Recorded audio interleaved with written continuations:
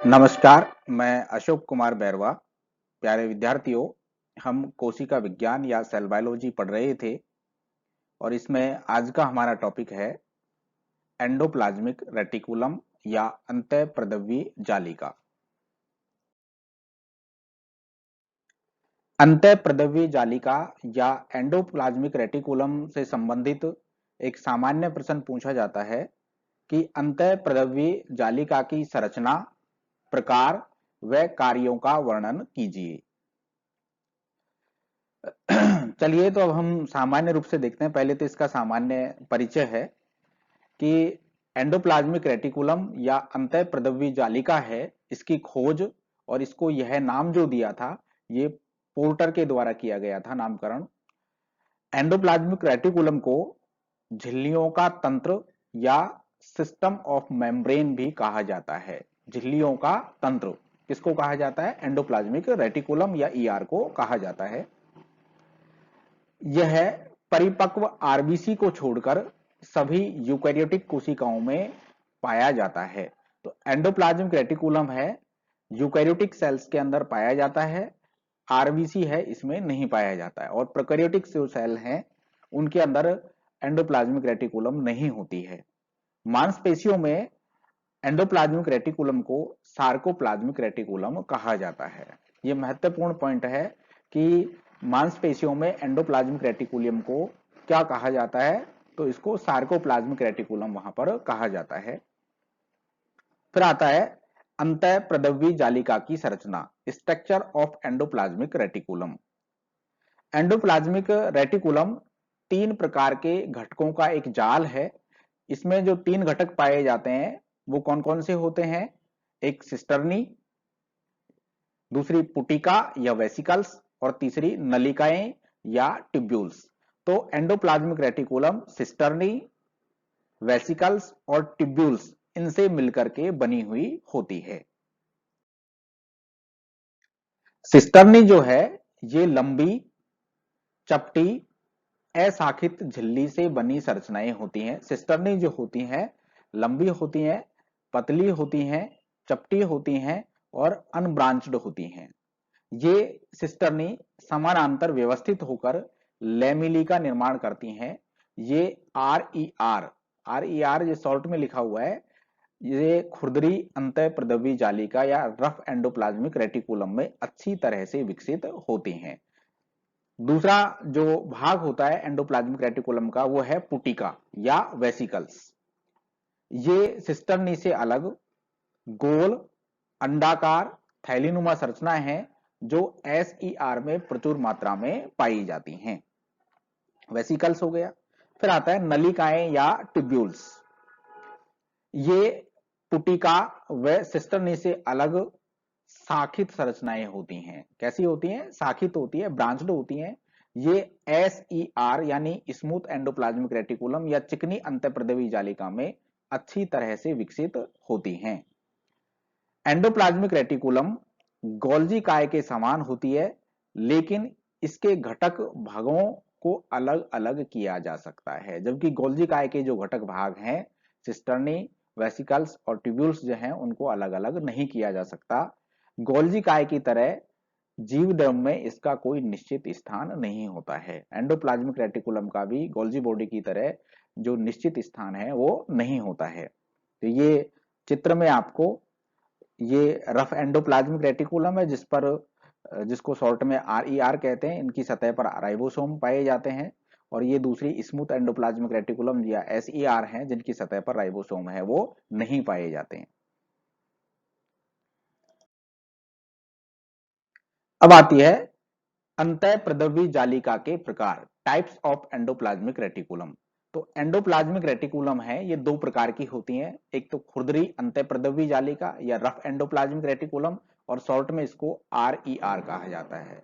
और दूसरी होती है चिकनी अंतःप्रद्रव्य जालिका, स्मूथ एंडोप्लाज्मिक रेटिकुलम और शॉर्ट में इसको एसईआर हम कहते हैं। तो पहले हम बात करते हैं खुरदरी अंतःप्रद्रव्य जालिका की या रफ एंडोप्लाज्मिक रेटिकुलम की। रफ एंडोप्लाज्मिक रेटिकुलम जो है इसमें राइबोसोम की बड़ी उप इकाई राइबोफ्लोरिन नामक ट्रांसमेम्ब्रेन ग्लाइकोप्रोटीन द्वारा जुड़ी होती है, जिसके कारण ये कैसी होती है, खुरदरी होती है, रफ होती है। तो जो खुरदरी अंतःप्रद्रवी जालिका है, इसकी सतह पर राइबोसोम है वो पाए जाते हैं, और राइबोसोम की बड़ी उप-इकाई जो है वो राइबोफोरिन प्रोटीन से इसमें जुड़ी हुई होती है। आरईआर उन कोशिकाओं में अधिक पाई जाती है जिनमें प्रोटीन संश्लेषण और स्त्रवण अधिक होता है। तो प्रोटीन संश्लेषण करने वाली कोशिकाओं में आरईआर है वो अधिक होती हैं, जैसे अग्नाशय, यकृत और गॉबलेट कोशिकाएं। दूसरी आती है चिकनी अंतःप्रद्रवी जालिका या स्मूथ एंडोप्लाज्मिक रेटिकुलम, और शॉर्ट में इसको एसईआर हम कहते हैं। एसईआर जो होती है, इस पर राइबोसोम और राइबोफोरिन जो प्रोटीन होती है वो एब्सेंट होती है, इसलिए ये चिकनी होती है। राइबोसोम इसकी सतह पर नहीं पाए जाते, इसलिए कैसी होती है, चिकनी होती है। यह मांसपेशियों और ग्लाइकोजन भंडार करने वाली यकृत कोशिकाओं में अधिक मात्रा में पाई जाती है। एसईआर जो होती है, कोशिका झिल्ली के लिपिड का संश्लेषण तथा स्टेरॉयड हार्मोन संश्लेषण का प्रमुख स्थल है। तो लिपिड संश्लेषण और स्टेरॉयड संश्लेषण से संबंधित जो एंडोप्लाज्मिक रेटिकुलम है वो एसईआर है, स्मूथ एंडोप्लाज्मिक रेटिकुलम है। और प्रोटीन संश्लेषण से संबंधित जो है वो रफ एंडोप्लाज्मिक रेटिकुलम है, क्योंकि इसकी सतह पर राइबोसोम है वो पाए जाते हैं जहां प्रोटीन संश्लेषण का काम होता है।